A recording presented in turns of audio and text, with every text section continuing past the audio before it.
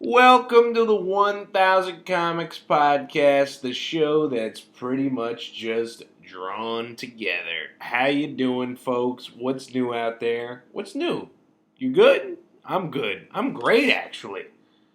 I got a great show for you today, man. I interviewed Rodney Norman, a guy I've been wanting to interview for a long time. One of the guys who's been in Connecticut comedy longer than anybody I know, but also originally from Utah. And you're going to hear his entire story. And I'm so glad you are because I wanted to hear the story. I wanted to hear this guy's origins, man.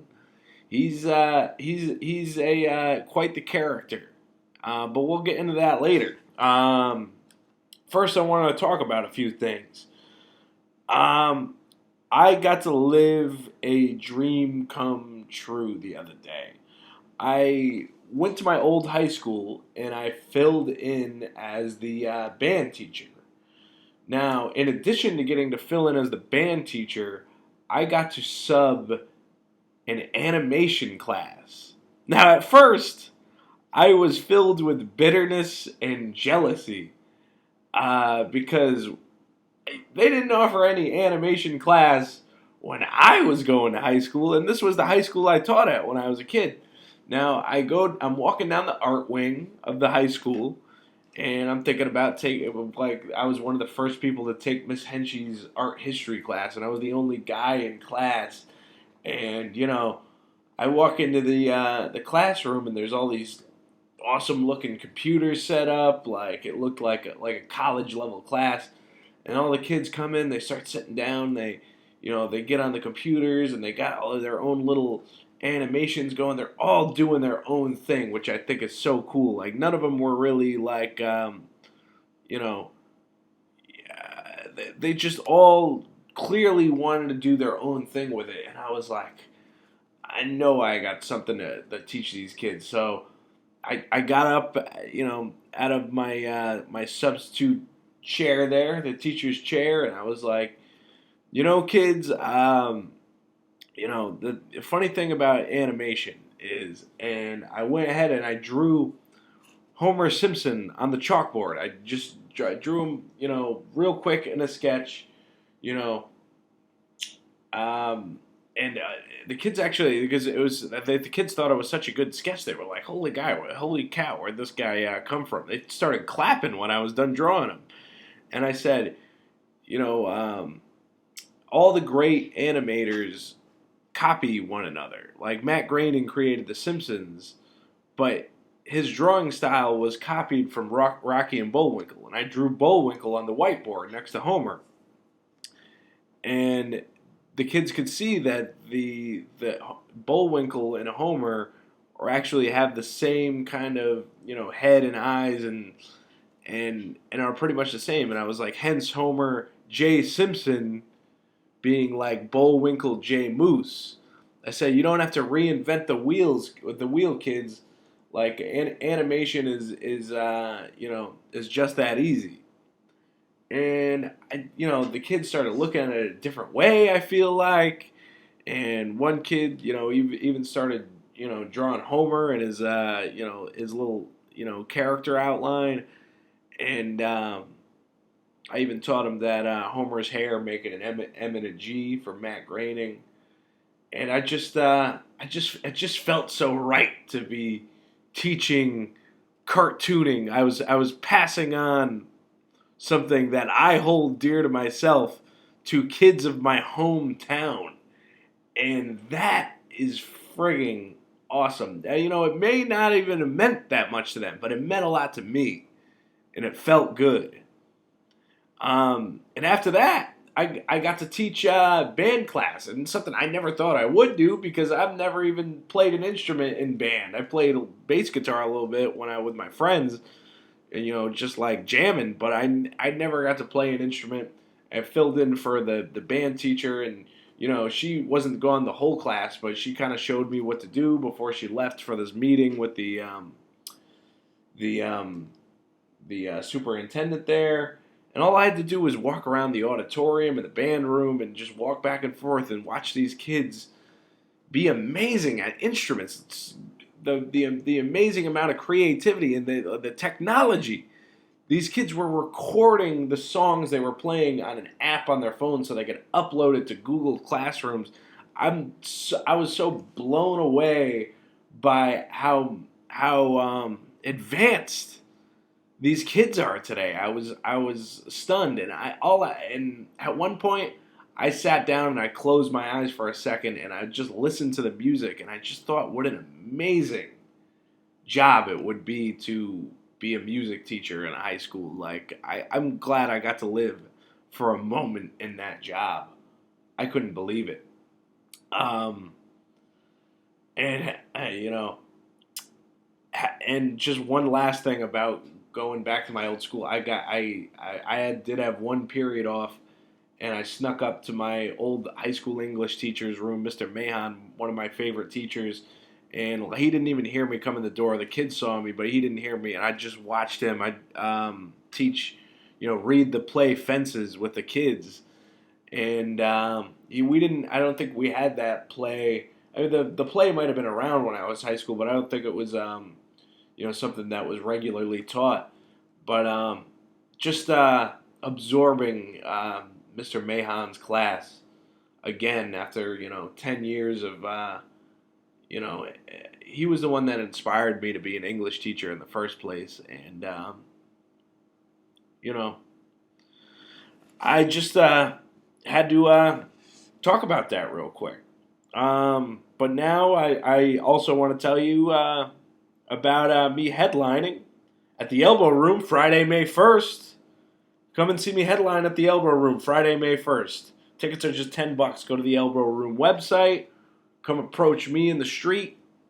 Yeah, I might even give you a discount. Put your name on the list.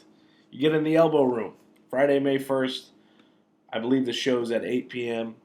Also, if you want to come see me earlier than that, you can come to the Elbow Room March 23rd. I'm going to be hosting the open mic. So you'll get to see me. You'll get to see all the up-and-coming comics in the Hartford area. Elbow Room in West Hartford. Elbow Room in West Hartford, man. March 23rd, if you want to see me host an open mic, or if you want to see me headline, Paul Gregory is going to be featuring. Emily Santasiero is going to be hosting that evening. You're going to really enjoy yourselves. If you like to buy my plays, Renaissance Men, Pawnbrokers, or Skate Out of Dickens, type my name, Matt Heath, into Amazon.com. Those plays will pop right up. Also, if you want to buy my comedy album at Tumbleweeds in Niantic, Connecticut, go down and get it, man. It's my comedy album on vinyl. You can buy it at that record store, Tumbleweeds in Niantic. Here's, without further ado, one quick thing about this interview with Rodney Norman. I asked him if he would hypnotize. He mentioned being a hypnotist. I asked him if he would hypnotize me into being less fat, and he said yes. And I don't know if he did it or not, but I think I'm getting thinner. So I don't know. Maybe he hypnotized me. Maybe he didn't. But anyways, stay tuned for my interview with Rodney Norman. Pink butterflies, pink butterflies. Pink butterflies, pink butterflies. Step into the meadow, making cookies with grandma. Welcome to the 1000 Comics Podcast. I'm sitting here today with my guest, Rodney Norman. Or as I like to be referred to, Comic 487. Comic 487? Yeah. Is this a thing? For your 1000 comics. You're not 487, though. Which one am I? You're 41. 41? Wow. Yeah. That's a... I'm getting up there, man. Yeah, 41. Once I get to 52, I think I'm going to start doing a throwback Thursday and do I can put there will never be one to repeat because there's 52 weeks in a year. You know what I mean? Beautiful. Yeah, so they have that to look forward to, being in a throwback Thursday. Looking for the royalties. Is there any podcast with royalties? Do you think maybe Mark Maron? Maron, you think? That's probably the only one. Not Joe Rogan. Do you think Joe Rogan says royalties? Rogan, yeah. Yeah, I don't know. Anyways, I'm glad you popped into the Tiger, man. Where you been? Well, I've been in Utah a lot. Yeah. California, but trying to be here more. Yeah, but you're originally from here, right? No, I'm from Utah. Oh, you're originally from Utah. Yeah, grew up in Utah. What brought you here? Comedy. Comedy brought you to Connecticut? Well, we were living in Texas, and and I was on the road constantly for comedy. Right. And you all right? Coronavirus? I'm just old. I cough all the time. We just went up 4 flights of stairs, people. Give him. Yeah, I need give him the benefit of the doubt. He's not gonna recover. He's not ill, I don't think. No, just not physically. Maybe old, mentally, maybe. Just old. All right, so. But no, we're living in Texas. I was on the road constantly for comedy. I was gone for 6 to 8 weeks at a time, and I was just miserable because it was like, when I was on stage, it was fun, but as soon as I get off stage, I go and sit in a hotel room, right, or have to drive for 18 hours to get to the next gig. Yeah, you're like one of the true road dogs of comedy. Yeah, it was just, and I just get tired of it, and I was just like, I'm not doing this anymore. Right. And the opportunity came for us to move back east. Mm-hmm. So we moved. When you say we, you mean you and wife and our 4 children. And you have 5 or 4 children. Well, it's 5. So anyway, so we moved out here because I thought it would be better for comedy. Correct. Okay. Being Connecticut, because I'm closer to Boston, New York. Okay, you're right in the middle. That's what a lot of us Connecticut comics say. Oh, we're right in the middle. You can go to Boston, you're going to go to New York, but really you do a lot of your comedy here in Connecticut. Yeah. Well, it was funny because I got here. There was really, you had Treehouse was going. Right. And what year was this when you first came to Connecticut? 2004, 2005. Okay. And this was I was still in high school at the time when when you started comedy. Yeah. Make me feel even older. No, but when I first met you, you like did not look like the Rip Van Winkle type comic I see before me. You were clean shaven, like had a pretty tight haircut, I guess. Yeah, I kept I had mostly short hair for most of my adult life. Yeah, and no beard. And then I would grow the beard off and on for different film projects. Yeah. And in fact, this one I grew this beard a couple years ago because I was being cast for. It was basically a Bible series. Okay, so I just want to pause for a second. We're getting into your. I was going to ask you about your acting career, but you decided to just start telling me about it anyways. When did you start as an actor? I started as an actor when I was in high school. Okay. I started. I did theater, and I would. At my church, we used to do these things called road shows. Yeah. And I would basically take it because nobody else wanted to do it, so I would just do it by myself. You seem like you take a lot of parts that Jeff Bridges passes on. I would love to. You seem like you like Jeff Bridges made-for-TV movies. I would be happy to be the poor man's Jeff Bridges. I would be delighted. He has made some made-for-TV movies. Yeah. The Answer Man. Goodbye Girl, based on a play, I think, with Patricia Heaton. Uh-huh. You seem like you would fit in what, like, if Jeff Bridges had passed on those, I think you could have played those characters. That needs to get out there. But yes, I'm available. You can't get Jeff Bridges, I will do it. And beard or no beard? No one will notice. Well, it's just like you could get bearded Jeff Bridges or you could get clean shaven Jeff Bridges. It's the same thing. I got it covered. Which is, it's funny because, you don't, I don't know, it's always been funny to me because I've always, no matter whether I'm clean shaven or got the beard, there's always somebody that somebody thinks I look like. Right. And when you have a beard, when you have the beard, who do they think you look like? well, with the beard, it's always Jeff Bridges. I get Santa Claus a lot. Kenny Rogers. Okay. Basically, anybody who has a beard, that's who they think you look like. Grizzly Adams, yeah. Grizzly Adams, yeah. So it's the whole thing. So. Okay. But without the beard, I look mostly like George W. Bush. You get that a lot. I never thought you looked like George W. Bush. Well, when you were clean shaven. Okay, here's the funny thing. When I was in Utah, I would get it a lot. Yeah. When I moved to Texas, no one thought I looked like George W. at all. Never once brought it up. It was never an issue. Because there's probably people in Texas that look more like him than you do. Yeah, probably. And then I come back east. I go to when I first started doing comedy in New York. Right. That's what I was known as George W. Bush guy. Okay. Did you do an impression of him at all? No, I didn't. I looked like him, and so that's. In fact, I got told that I couldn't. They wouldn't book me because I did look like George Bush. Really? Yeah. But none of your materials like political like that. No. I don't do anything political, but because I look like George W. Bush, What club specifically wouldn't New York Comedy Club. I got told by New York Comedy Club. Like, wow. We did like a that little rat hole didn't want to book you because you look like Bush. It was silly because I go in there and they had this. It was an open mic / showcase. So you go in there, you show up. And just give me a time frame of when this happened. Like right at the beginning? 2007. Okay, so like a couple years in. Yeah, a couple years in. And so I go, I had a great set. I had a wonderful set because the wife and I had a system.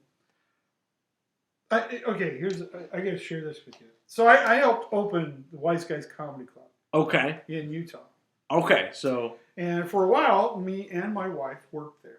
I was basically the manager, and I was in charge of the showroom and the shows. Now, just to give my listeners and myself an idea, is there a lot of comedy clubs in Utah? Is there a big comedy scene?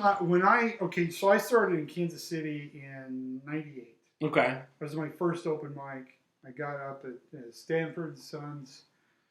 They made me go last because it was the first time I ever did. Did you say Sanford and Sons? Yeah, Stanford and Sons. Stanford and Sons. So play on Well, it was the Stanfords were the family that owned it. And it was the father and 3 sons. Yeah. I think. Was there a bunch of junk in there and stuff like this? Well, there was a lot of junk, but it was different kinds of junk. Anyway, Well, I didn't get booked, but this was funny because I started doing comedy there. They started booking me, the club did, for corporate events, like all the time. Really? I was getting like. And this was clean shaven Rodney. Clean shaven Rodney, within my first 3 months, the club started booking me for corporate events. Right. Because I was one of the only guys in Kansas City that could do 15 minutes without dropping an F-bomb. Oh, okay. And so I was getting booked from the club. I was getting work all the time from the club. Right. But they would never put me on a weekend at the club because I wasn't dirty enough. Okay. But they would book me for all the clean stuff. So I was really? Basically, they were saying, oh, yeah, you're funny, but we're never going to put you on the club because you're not dirty enough. Right. Which I thought was ridiculous. I'm just as funny. Right? So it's like you were kind of putting yourself in a box in a way. Well, with them, yeah. And so pretty much saw that comedy was not going anywhere for me in Kansas City because at the time they were it. I wonder if like Brian Regan had the same problem. Like, do you think like people were like, he's not dirty enough, and then now he sells out like colleges and stuff, and people bring their like kids to his shows. There is that. I think you probably had some of it, but he tapped into the corporate thing pretty quickly, right? And that's why he really got going. Because he basically kind of bypassed the clubs altogether. Yeah, you think Mike Birbiglia is like the same way, probably? Probably, yeah. Well, he's got more of the NPR crowd, so he's doing like the NPR theaters. Who were like your like heroes growing up in comedy? My first one was Bob Newhart. Right? Did you watch the show, the Bob Newhart show? Yeah. And that... Well, I used to watch The Tonight Show. Right. my parents wouldn't let me stay up at night, but with the way our front room was set up was the TV was up against. Why does every comic your age have a story like just like this? Or it's like, oh, It's because that's the only time you got to see comedy was the Tonight Show, and so you had to sneak in. all right. You know, so you could stand in the hall and look over the couch where they're sitting and watch Right. the TV. And then Was I it would sit there and part of it watch. like you're not allowed to watch it? It was what made you want to watch it, you think? It was just, well, you know, it was a school night. It was Right. like you got to go to bed. Yeah. I mean, that was really the crux of it. But Yeah. I wanted to sit up, and especially when I knew. But what was it about Bob Newhart that like did it for you? I just that whole just kind of deadpan, dry storytelling Right. nonsense, and it was just I just loved it. And then I also loved Rich Little. Rich Little. Yeah. You know, the name rings a bell. I don't know why his face isn't probably like. one of the greatest impressionists of Yeah. all time. I mean, during the 70s. I'm sure if I was he watching was him, I'd be the like, guy. oh, okay, you know. He was the impression. I mean, Yeah. he was the guy. You know, he did Nixon. And Did he have albums? Yeah, Yeah. he's got stuff. Yeah, I think he's still touring. He's like in his 80s. Oh, He's really? Still touring. Yeah. He's You ever seen him live? No, but I'd love to. Love to. I need to. Yeah, you know, it's so weird. It's like how you have like certain heroes, they're still alive, and it's like I know you haven't seen. weird. It's like you would think that like when Cheech and Chong like got back together, I'd be like, oh shit, you know, like I gotta go see them, you know, Yeah. where it's like, especially because of how old they are, you know. I was almost there when they got back together. Yeah. We had brought Tommy Chong into the club in Utah, and Cheech Marin, lives in Utah. He has a home in Park City, so he only lived like 35 minutes away from the club. Right, and this was when Chong was kind of like Yeah, doing when his he was own on stand-up stage, thing. Yeah. And so he came in. He was doing a Sunday night show, and I was sitting there listening to him talk on the phone with Cheech Marin, saying, "Hey, is this right down here? You ought to come down. We'll do some stuff on stage together." And I'm just like getting goosebumps, thinking, "Holy crap! Cheech and Chong are going to get back together here." I'm just like, you know, I'm like trying not to, you know, I'm trying to. You're trying to keep your cool. You know, you want to be professional. You know, I'm like, I'll go get him. I'll go pick him up if he needs a ride. I'm like, yes, this needs to happen. And it came so close, and it was just it. It came down to something was going on with his wife, and he couldn't leave. Ah, jeez. And that was, but he wanted to come down and do it, and they were going to come down and just screw around on stage together. And I was just like, but it's also it's like also that's kind of like painful too, where it's like it's like right there. You know, it's like. Just because it's like they're having the conversation, you know. Like, yeah, they're talking about it. It's like, oh man, if all the pieces just fall into place. I mean, he's just right there. Oh man, so what were we gonna say? Oh, just that. Yeah, it was like an hour and a half before showtime, so he had plenty of time. He could have got down, but he couldn't get away. Yeah. What other crazy stuff happened to you at that spot in Utah? Oh, all kinds of crazy stuff. Well, it was funny because. You know, I left Kansas City and we moved back to Utah. Right. And you know, my wife's also from Utah, and so we were living with her family in a farm. Right.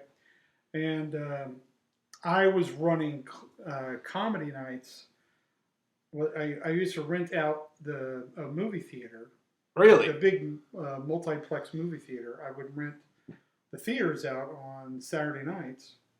Friday and Saturday nights, and I would do improv, stand-up, and hypnosis shows. Okay. I would rotate them through. Some nights I'd have all three of them going, and we'd pack out all three theaters. And so what? You knew hypnotists, or like you were the hypnotist? I am a hypnotist. Yeah, I eventually, because of this, I became one. Can you hypnotize me into not being so fat? Yeah. I can. Like right now? I could teach you some things, yeah. Well, all hypnosis is self-hypnosis. So all I would do is just teach you how to guide yourself through it. Oh, okay. And just, yeah. So when did you start as a hypnotist? I was running, I had another club. I had one that I was actually owned in Orem, Utah. And we had this hypnotist come in, and I had the place packed out. We had 165 people in this room. Right. Packed out. I mean, it was just awesome. A lot of energy, I did some. Now, are they stand-up. all comedy hypnotists or just like regular hypnotists? Well, see, here's the weird thing: usually a stage hypnosis show is supposed to be funny, Right. but majority of the people who do hypnosis are not comedians. Right. They're just nerds that become hypnotists. Well, They the start only one doing I a know stage is like Jim Spinato, and he's yeah, like Jim's a funny. Yeah, Jim is. Yeah, he's funny. I'd like to have him on the podcast, man. I should try to get him. Awesome. Yeah. And so the more successful ones come from a comedy background. Okay. And so, anyways, we had this guy, and he was a hypnotist, and we go, and he gets up there, and 35 people come up on the stage. We did not have room for everybody. We had people off on the sides and everything. So 35 people to go under.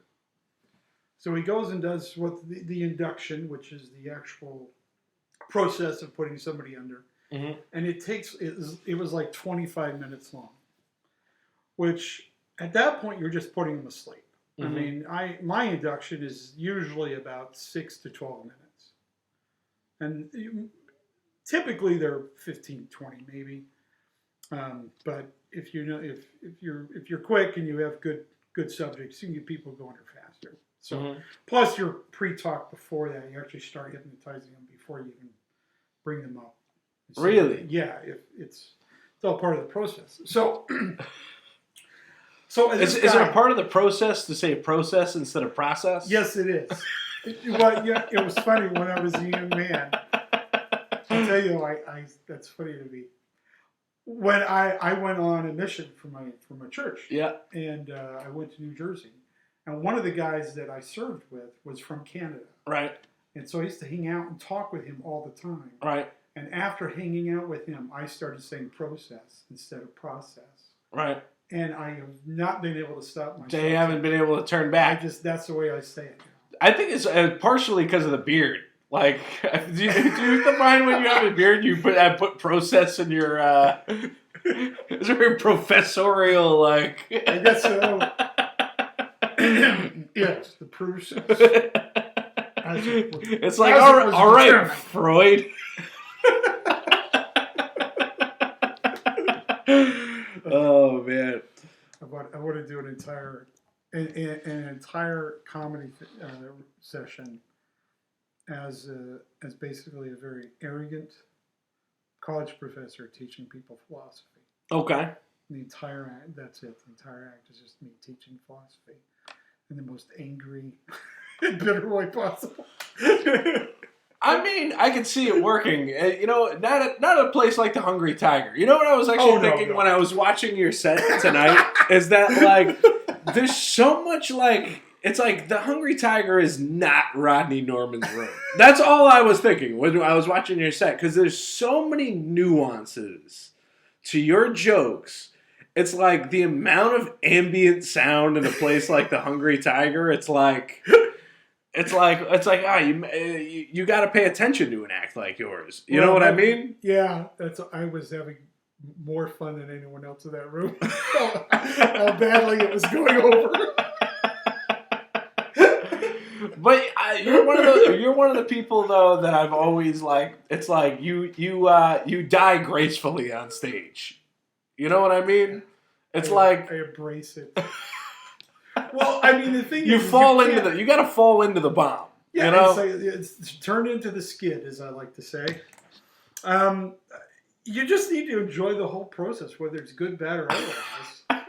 None of this matters. I mean, this isn't gonna, it's true. This podcast doesn't matter. Your set tonight doesn't matter. It's all. No. But it's like I feel like that's the key to being a comic. It's like knowing that it's a lot of trial and error. You know. Yes. You throw a lot of stuff. I mean, you like this. The thing I was doing tonight. That's a new thing I'm trying to, right, work on. And what was new about it? Well, the whole thing where I say, for my first selection, right, which is sort of very, ladies and gentlemen, for my first comedic piece of business, I would like to give you a little backstory, and so it's just the whole thing that I feel like you're almost doing a Liam Neeson impression there. Oh, close. Can we do a thing with have you seen the Ballad of Buster Scruggs yet? I've seen clips of it. Oh, all right. I was gonna say something about that movie, but now if you haven't seen it, then you gotta watch that movie. You would love that movie. That movie's right up your alley, man. Okay. All right, so I lost my train of thought here, but let's go. I was running shows in the theaters. Back to Utah. In Yes. Utah. Okay. We were packing them out. And so what's with this movie theater? They don't have enough movies to show, or well, it was a megaplex, so it was like 16 theaters. So they would have times where in between movies, or they would stop showing them at 10. Mm-hmm. And so I would go and do shows at 10:30, 11 o'clock. Right. And it tapped into that high school market because there's a lot of kids with a lot of money and nothing to do with that late at night in Utah. Right. And here we started offering these live shows, and still we were packing them out. I mean, we would routinely sell out a 650 seat theater. Really? Every Saturday with the hypnosis show. So you were killing it. Oh, it was great. Yeah. But the problem was that the amount that they were taking was so high. It got to the point where as long as we were selling them out, we were doing fine. But then you would have 1 or 2 weekends where the attendance was down for one reason or another. State high school football game, championships, or bad weather or whatever, and then we would just tank it, and they would still take their cut. And so I was in a position where I'd go, 1 week I'd make a couple thousand, which was great, and then the next week I'd lose 1,000. Oh, geez. And so it was just too much that I had to worry about. Yeah, it was like a little bit of a gamble there. Yeah. It was. And so there was another comic, Keith Stubbs, who was running another room, regular comedy, just comedy. Right. And the place he was doing it was the basement of a pool hall. Okay. Which the space was really good, but the problem was that during the day when you're there, it's like there's hardly any noise. It's similar to like the Elbow Room, or yeah, because what would happen is when you'd have the show, that's when the pool hall started doing a lot of business, and so it was so noisy that it was hard to really even hear down there sometimes. Right. So we got together and thought, let's just do a real comedy club. There was a comedy club in Utah at the time. Yeah. But that guy never used local comics ever. He would just get up there. He was always the opener. Okay. And then he would bring in headliners, and that was the whole show. He never used locals. He hated locals. Right. He didn't think anybody in Utah was funny. Right. And he was horrible. He was always coked up. Okay. And he wanted the shows to be filthy, dirty, nasty, raunchy, filthy. But did he get like big headliners there, or? Yeah. I mean, for the time, club comics. And yeah. So he was doing well in that respect. Right. In fact, it was funny because when you would walk into his theater, because Utahns can be somewhat uptight. Really? Yeah. I thought they were laid back people. Well, they are, but there's. And this is all based on nothing. Like I think they're laid back. Why? There's certain groups. Well, there's a certain attitude in Utah, and so but he used to, when you walk in there would be this plaque, right, that said, if you've come here to be offended, we just want you to know that you need to go and F yourself. Take your effing stupid, effing other effing, it's probably 18 F-bombs in this thing. Mm-hmm. So if you're easily offended right now, if you ask for your money, we're going to tell you to go F yourself. Right. Thank you. Enjoy the conference. Yeah. So he said, so he was catering to a very different crowd than what we were going. Adult nightclub. Yeah. He wanted raunchy. Yeah, he prided himself as running a Vegas style show. That's what he used to call himself. Okay. A piece of Vegas in Utah. Okay. And so, but here you the clean guy, and you're reading this plaque, and you're like, there has to be another way. There's got to be another way. I will find it. I will defeat you. And so me and this other guy, Keith Stubbs, he put up the money, and we found used to be it was a church at one time in a strip mall. Mm-hmm. So it had a big open space. It had a stage already. We took it over. It took us 2 weeks. We flipped the thing over, and we opened a comedy club. Damn. In February 1st, 2001. Okay. And from kind of the second weekend, the first weekend, another comic emceed. He wanted to be the MC for the first weekend. He's been around a little bit longer than I had. He had about 7-8 years in comedy, so okay. He had some tenure, if you will. And then after that first weekend, he went somewhere else, and so it fell to me to be the MC for the weekend. And then from that point on, he just said, "Well, you're just the MC for every show from now on." Okay. And so I was the house MC for the first 3 years of the club. You were the house comic. You were the man. I was the guy. This was young, clean-shaven Rodney. Yes, young and full of energy. And now, and how long were you at this place?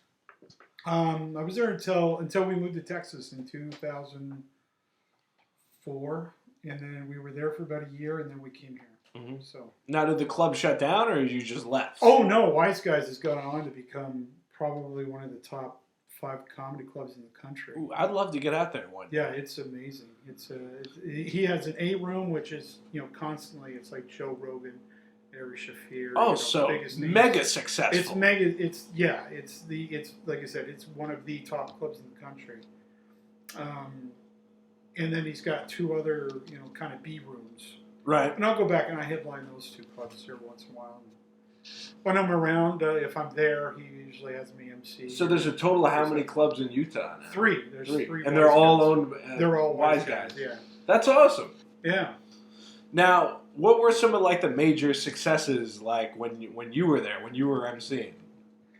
Well, our first big show was we brought in Bobcat Goldthwait. Oh, okay. And that was.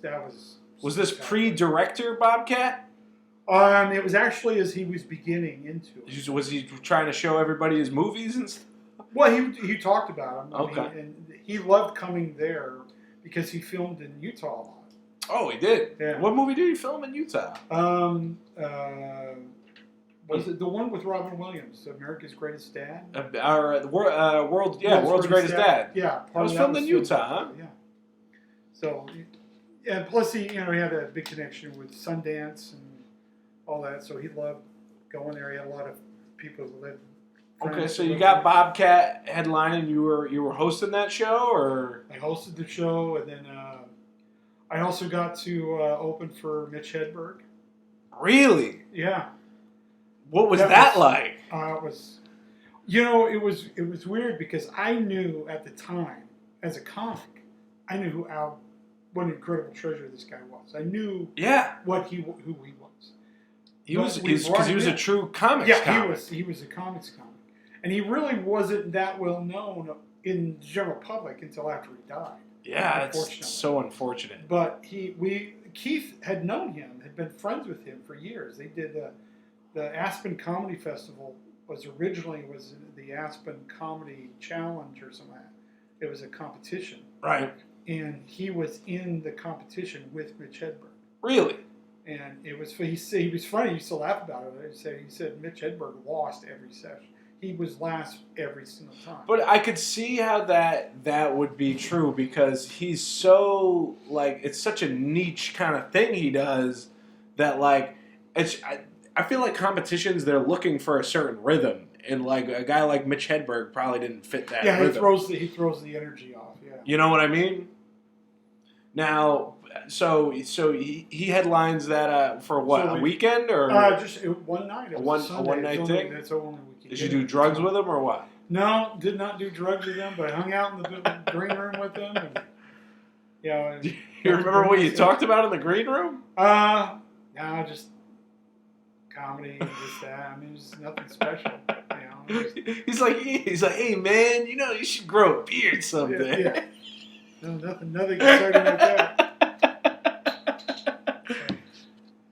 And you were like, something? You look good in those sunglasses. You should wear those all the time. You should wear those on stage all the time.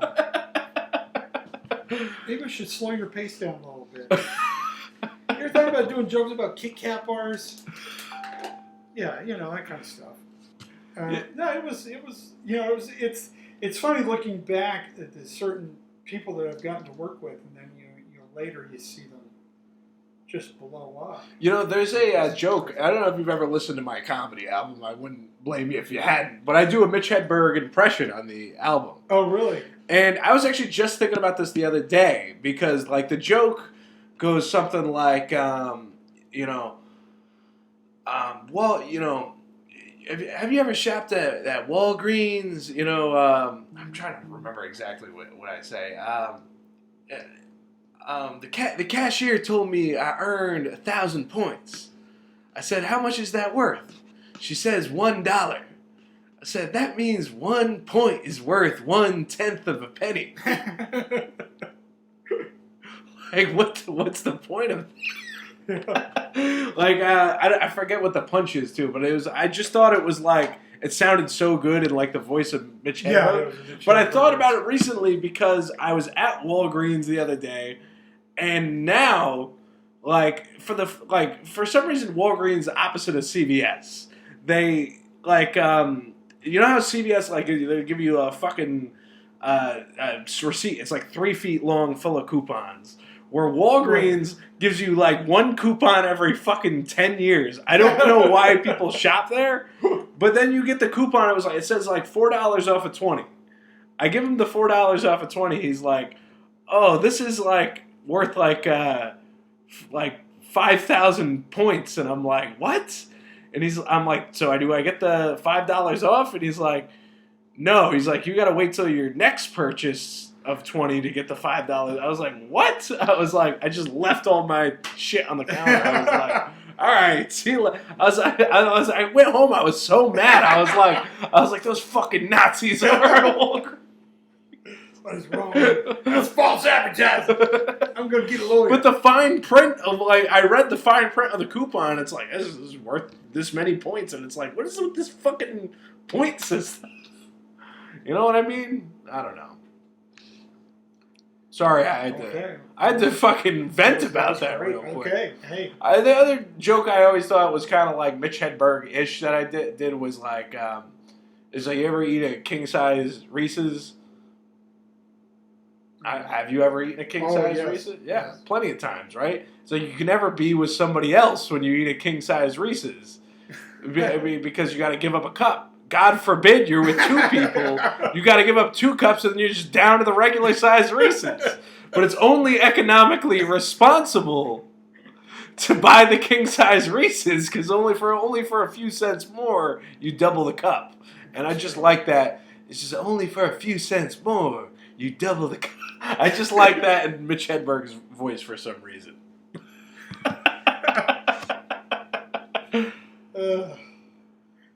There was a time when everybody was trying to beat Mitch Hedberg. I don't know if you remember that phase.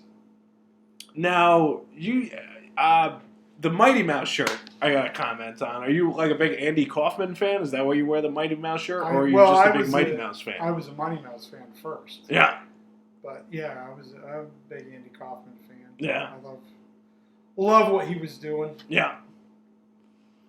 Now, when did you so I think you already told me when you started acting. What was like kind of like your first like film role? My first real big thing was I was in Independence Day. Really? Yeah. You're just one of the guys running around the background. Okay. The best place you can see me is when Will Smith comes onto the Area 51 base. He had shot down the alien. And they bring the alien in on the back of a truck. Okay. And then we take him out of the truck, put him on a gurney, and then wheel him in to the Area 51. Okay. I'm the guy right at the head. In fact, my job was in between takes. My job was to handle, because I was one of the biggest guys, and I could lift the alien. I had to keep lifting the alien up. I was in charge of the alien. Right. Lifting him up and putting him back in. Were you worried that you were going to drop the alien or some shit? No, it was just more awkward, because it's all foam rubber and this kind of this part PVC and part metal frame that it's built on. So that's amazing. Are you a part of like the Screen Actors Guild and all that? Not yet. I was close to getting it, but no. I was also in I Know What You Did Last Summer. Okay. I'm just another guy in the background.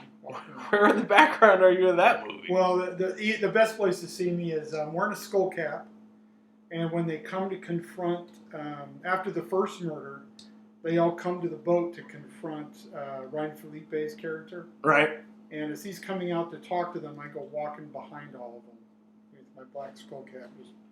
They said, "Don't look at the camera, look straight forward." So I just walking in the background. Yeah, but like, the great thing about a role like that is like if you're like looking conspicuous enough, people are watching the movie are like, I bet it's that guy.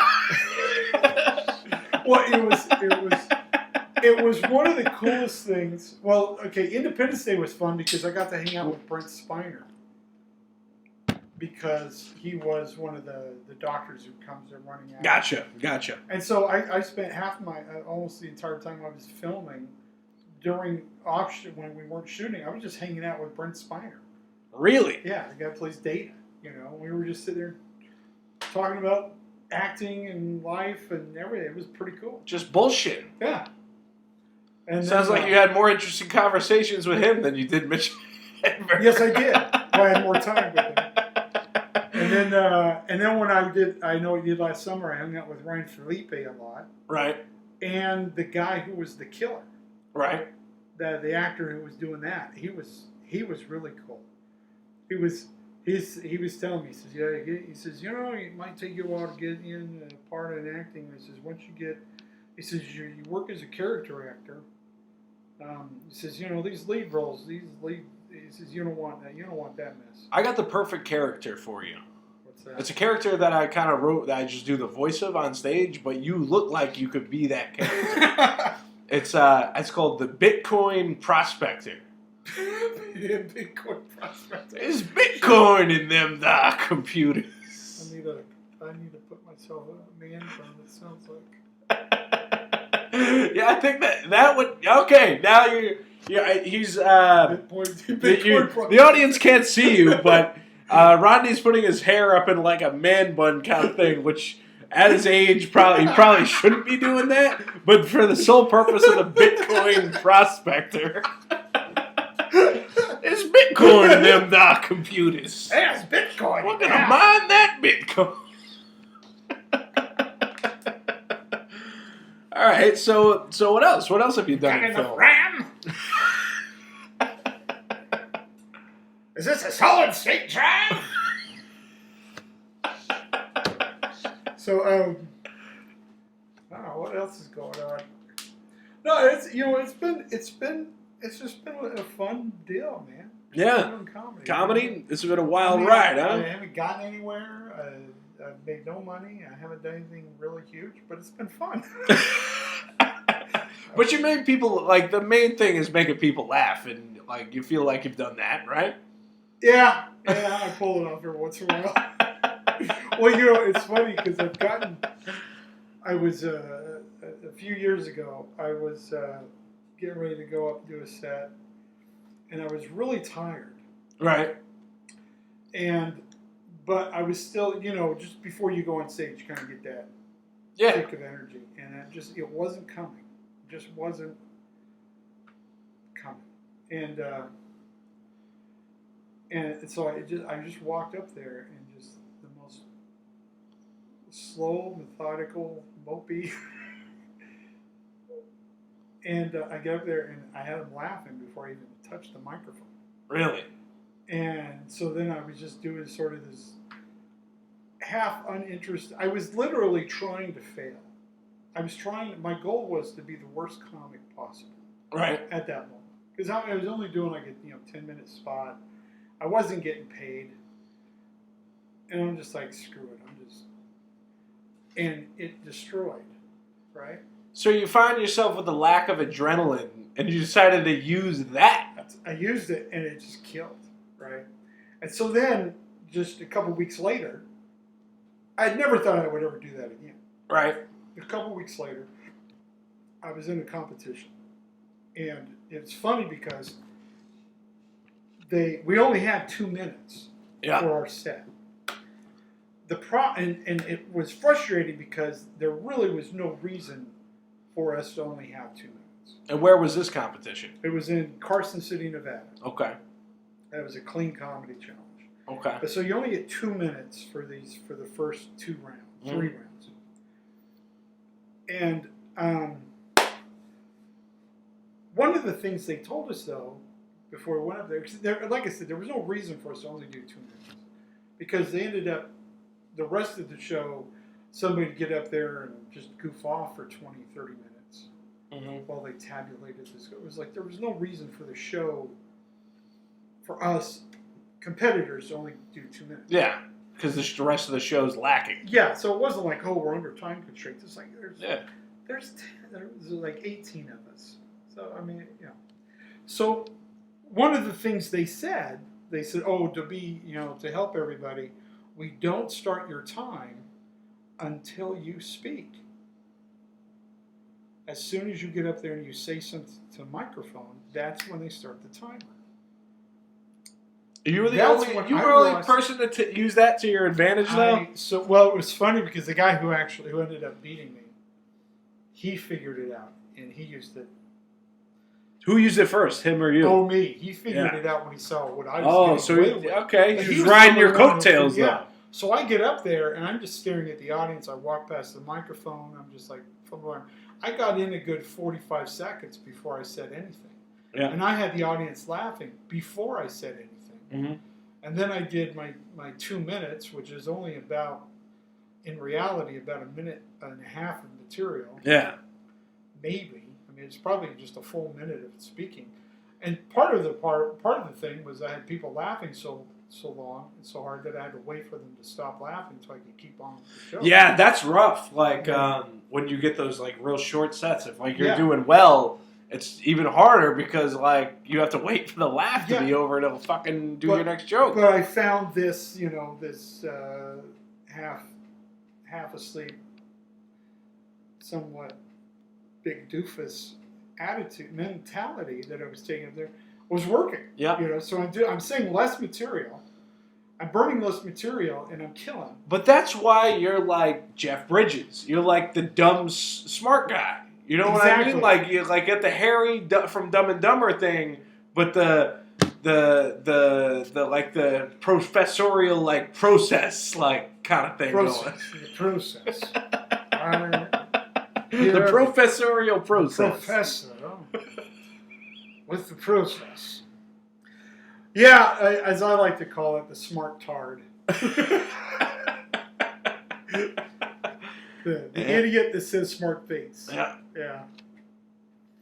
So it was it's fun. And that's just part of the journey. Is now I'm getting to the point where it's like I'm old enough that I know nothing's ever probably going to happen. I'm never going to get big, famous. You know what I mean? So I'm just like, screw it. I feel like a lot of the things with doing stand-up comedy is fame really the goal, or is it just to be good? Well, that's the thing is I want to be good and I want to perform a lot. Right. But you have to get famous to be able to get to perform a lot. I mean, it's true. It's a catch-22. It's fun because I don't mind doing bar gigs, and I've done my share of horrible gigs over the years, and I really want to just get in front of big, good audiences and just tear them up. Yeah. And that's what we all want, man. You're in front of an audience that wants to be there, and they're smart. Mm-hmm. Oh, it's the best. Absolutely the best. When did I first meet you? Back in Joker's Wild, like those days? Yeah, I was kind of in and out at Joker's Wild because during that time period I was in Hawaii and Texas and Virginia quite a bit, so I was hardly ever around. How are you so all over the place like this? Just this, that, and everything. I mean, I've got comedy, I've got acting, I've got hypnosis. Just a wanderer, man. Just going wherever they'll pay me to show up, I'll be there. Now, what was the deal with the cameras today at Hungry Tiger? What are you doing with that, or is it a top secret under wraps? Okay, well, I want to start my own production company. Right. And one of the projects I have decided, because I need to do some things to show people what I'm capable of doing. Right. As far as editing and putting a story together and filming and everything. And so one of the projects that I'm working on currently. I just started it today. Okay. This was the first because I did radio with Brian earlier today, and he was talking about the Hungry Tiger, and I started thinking, I should go because I'm working on this new thing, and so I thought, well, I'll go throw that on tonight. And then I thought, well, I'll film it, and I thought, well, I'll be there with my camera. I might as well film everybody else. Right. Which is something I've been doing my whole career. I started because one of the things as comics is most of us have no money. And so one of the things I started doing, because I had gotten money earlier from my business. You got some nice cameras, though. I wanted to make the joke tonight. I didn't get a chance to make it. I was going to say, we all know there's no film in that camera because they're digital cameras. Yeah, very true. Yeah. But, no, I had started when we started doing Wise Guys. The guys that come in, they would do sets. Right. And we had invited them to do the weekends, and they would tell their friends, hey, I'm on the show this weekend. Nobody believed them. Really? Yeah, because they're like, yeah, you're right, you're doing comedy, right? So I started. That's probably a mentality of Utah, though. Oh, yeah. Right? Yeah, it is. Comedy. Well, when we first started, I never introduced anybody who was from Utah as being from Utah. Because there was this inferiority complex that Utahns have, that if they assume that if you're from Utah, then, well, you're probably not funny. So, because an audience wants to see someone like from New York or like right, they something want like to that. feel they didn't want. It doesn't feel like a show if you're watching somebody from Utah for some reason. It's somebody who lives over in Bountiful down the street. I think Connecticut. The only reason Connecticut doesn't have that is because sitcoms take place in Connecticut. Yeah, I mean it's Connecticut is a weird. Connecticut really has an inferiority complex, but we're all trying to not admit it.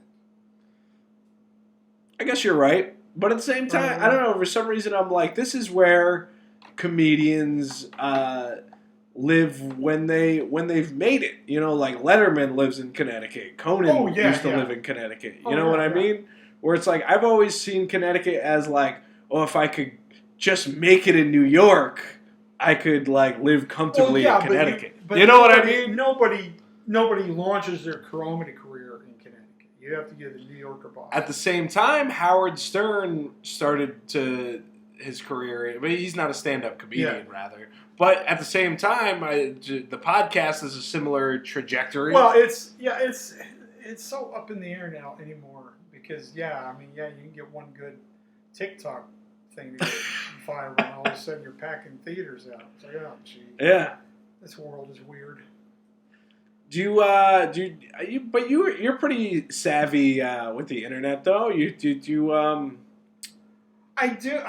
do a lot of videos. I do like characters and stuff, but nothing's really hit. You know something I remember though specifically that you used to do, and I fucking loved it. I wish you would still do it. You used to. I remember back at Jokers, I remember Pat Oates was so pissed off because you were doing these dramatic readings of other people's Facebook comments. Yes. Yes. I should do. I do it every once in a while. I probably should start. Yeah. Can you bring that back? I actually freaking love that. Do you remember any of them specifically that were funny? My favorite one was the lady that was talking. She was upset about, it was the dumbest things that were going on. They ran out of gas one day on her husband on the way to work. Right, similar to my Walgreens story. And then she dropped her cell phone and the screen cracked. Yeah.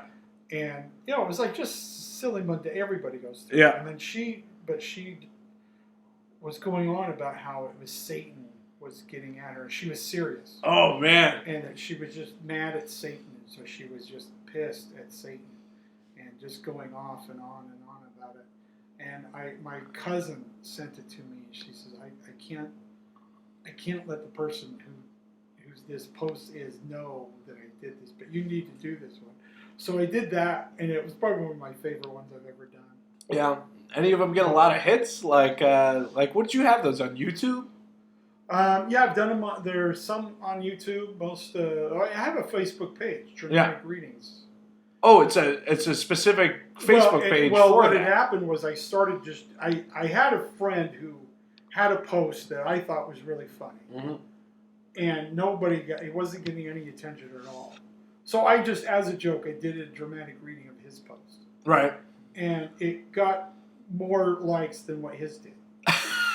But at the same time, it also got more attention to him, and people that were following me started following him because they were reading his other posts. And then I did another one for another comic, and then that sort of... Yeah. I've had a couple that have gone, pretty big. And so as I got to where I was doing like 2 or 3 a day for a while. Yeah. Then and the only negative thing to come of it, you just probably didn't get booked at Joker's a couple times because Pat was mad that you did a dramatic reading of his... he took it so personally. And I'm like, he's doing it with a bunch of people. I don't understand why... Well, Pat, I've always had a weird relationship with Pat, so...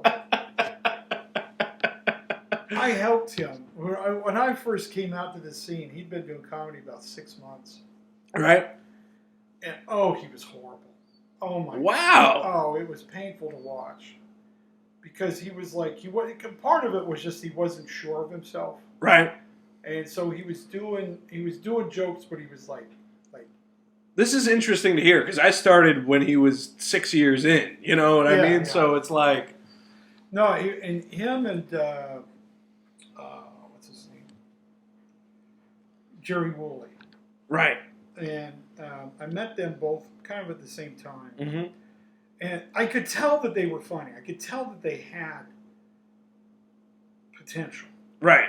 But they just weren't getting any kind of direction at all. They were just... And plus, the only gigs they were doing were these bad bar gigs. It's funny that you should say those two, because when I started... Those were the two guys kind of running things in Connecticut. Woolley was running the Funny Bone, and Pat was running the Joker's Wild. Yeah. So. And it was funny because I met them. I started. What would happen was they would go and set up shows. I told them go set up a show, so that you can get more time, and I'll headline it, and you just do as much time as you want as you can, and then when you're done, I'll just get up there and finish the show. Mm-hmm. So it both of them gave them the opportunity to kind of do longer sets rather than just doing 3 here and 5 there. Right. And it gave Pat time to really work on his persona and really kind of work on the audience stuff. So you're saying you're responsible for all their success? Yes, they're only successful because of me. No, it was just one of those things, because it was like. I wanted some stage time. They wanted to do shows. They didn't really know any headliners, so I started doing it. And then, and I told them, once you have a show, and you have a room that you're running, then you will meet other comics. You'll start. They'll find you because you're running a room, mm-hmm. And then that's how you make the connections, and that's how you get to know people. Is run a room. Mm-hmm. The earliest you run a room, the sooner and faster. You'll get stage time, you'll get better at it, and you'll make comics and you'll make the connections. That's the secret to starting out, is just run your own room and run it correctly. Yeah. You hear that, kids? Run your own room. Something I don't do. But I have dabbled. But it's hard to run your own. Oh, it is, but you learn a lot. Yeah. You learn the business side of it, and that's probably the biggest thing most comics just never understand is that it's a business. Yeah. And you never take it personally. I mean, some places will book you because they just don't think you're right for the room, and has nothing to do with whether or not you're funny. It's just like you being the clean guy. Yeah, I get. There's several places out here that just don't book me unless they need a clean comic. Yeah. So, and they're like, whatever. Make more money on corporate gigs anyway, so. Yeah. Now, is comedy solely your career? Is it's just the one thing you do, or do you? That's it. Comedy, and like I said, I'm trying to do a YouTube channel. I'm thinking about. Maybe I will do. I'm thinking about bringing the dramatic readings back. Yeah, bring the dramatic readings back. What's going on in film right now? You got any prospects Does the Bitcoin prospector have any I think prospects? that's got some legs. I think that's got some legs, man. We could do a whole web series on that one. Oh man, there was one other thing I wanted to ask you about for sure. I don't know. I wanted to mention Vinny Beetle because we were pretty. I just because I think I know you well through him, and it's odd. I feel like we are two of the only comics who remain friends with him, but that just because we're smart enough to not like trip over our own feet when like dealing with him. You know, it's like you. I know what he was before I got involved with him. You know, and so I know that he's a flip flap man. He's a con artist. Whoa! And what if Vinny listens to this? Do you think he's like? You'll tell him to his face you're a con artist? Because he is. This is one of the things you're a flim flam man, Vinny. Well, it's one of the things I keep telling him. I says your biggest problem is that you do have a natural salesman ability. Yeah. But you use your powers for evil for some reason. And I said your biggest problem is that you extend him. You overpromise and you underdeliver constantly. That's your modus operandi. Overpromise and underdeliver. I don't know. I had to bring it up because I just saw the whole thing that happened with Chris Snacks Clark that he posted earlier today. Yeah. And now that was not Vinny's fault. It wasn't? Vinny was not involved in that booking of that show at all. Really? It was another guy who was booking the thing. He set it up. He had contacted Chris before. He had done it all. It was all on him. He had set the show up, and then he brought Vinny Beetle in because Vinny has, the salesmanship. He could, the machismo. The machismo to get butts and seats because tickets weren't moving. Okay. And so he brought Vinny Beetle in, and once Beetle got brought in, so Chris got nervous, thinking, "Hey, wait a second! Did you just trick me into doing a gig for you?" And so that's what Chris has been thinking. He thinks Vinny Beetle is the guy who's actually. So the show hasn't even happened yet. The show has not happened yet. And Chris saw Vinny Beetle was going to be on it, and then immediately said, "I'm not even going to be. I'm not going to be." Because so that's what that whole thing's about. Vinny called and told me all about it. So Vinny was kind of probably hurt by that because it was like because he's probably thinking like I'm not even the guy running the show, but at the same time he's getting a bad he's getting thrown to the wolves for things he did do. Now, granted, at the same time, karma's bitch, man. And that's part of what I said. I told him before. I says, well, look, if you do crappy things, other things that you didn't do, you're going to get accused of, and everybody's going to believe it because they have no reason not to. And it's your own fault. I think he has. The weird thing is, like, he has this odd charisma about him. Yeah. That, like, I think, like, success. He's gonna find success, but there's also like pitfalls to that too. You know what I mean? It's always it's the funniest thing to watch because it's like he'll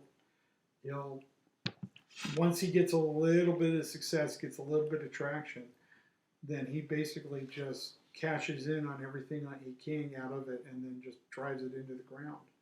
And it's weird. It's funny to watch. I see it happen over and over and over again with him.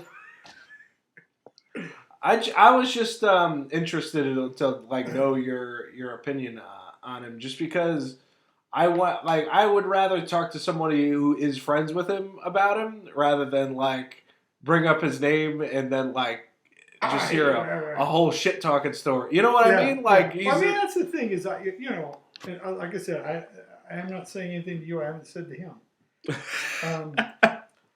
I like Vinny. I think he's got potential. And once he actually kind of settles in and actually just runs things legitimately.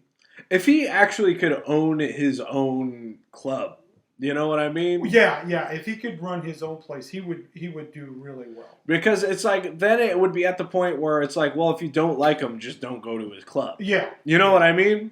Well, he could be in a position where he was in control and he had his own money. He would be fine. Yeah. The problem is he doesn't always have his own money, so he's trying to kind of using other people's money, and he gets overextended with other people's money, and then he gets himself into trouble because he overpromises, underdelivers, and here we are. So. I've made investments with him that he hasn't followed through with, but I will just see, like, as a businessman, like, I just keep friendship and business separate.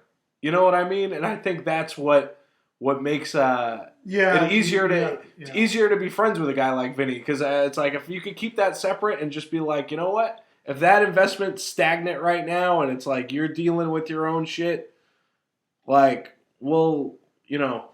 Yeah.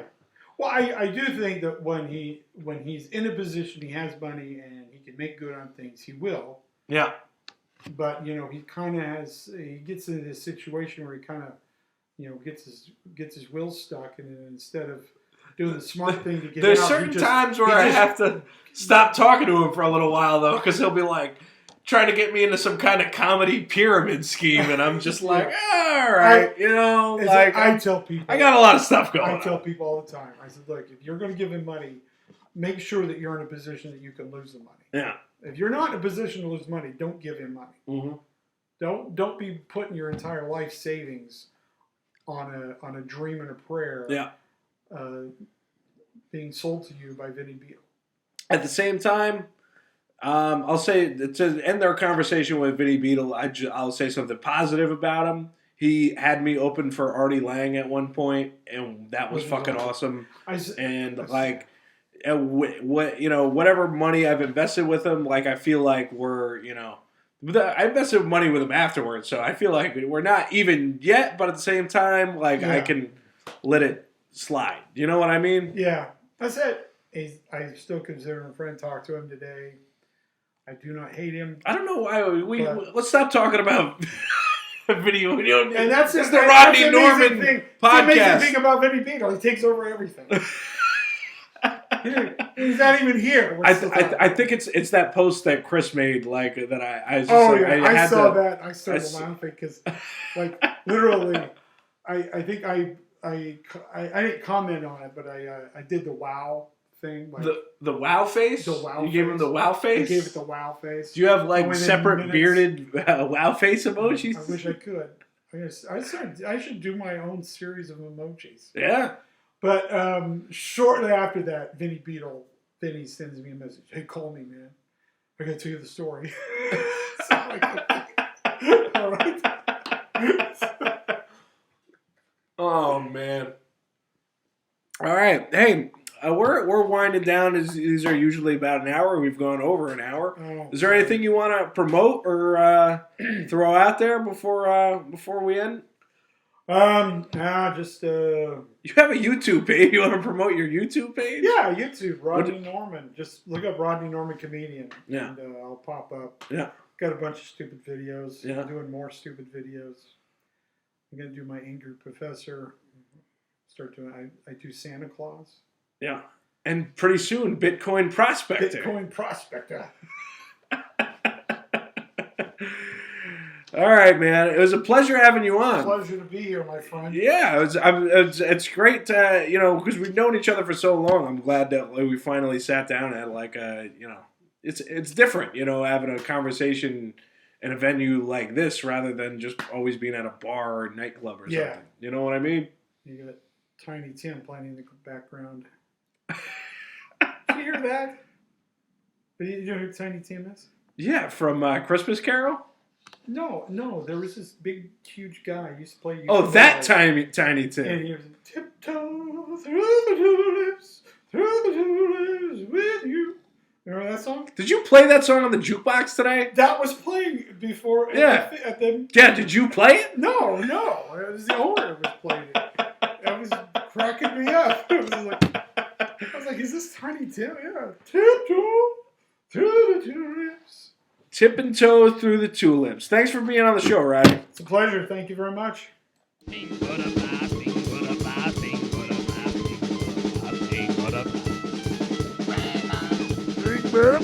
big butterfly.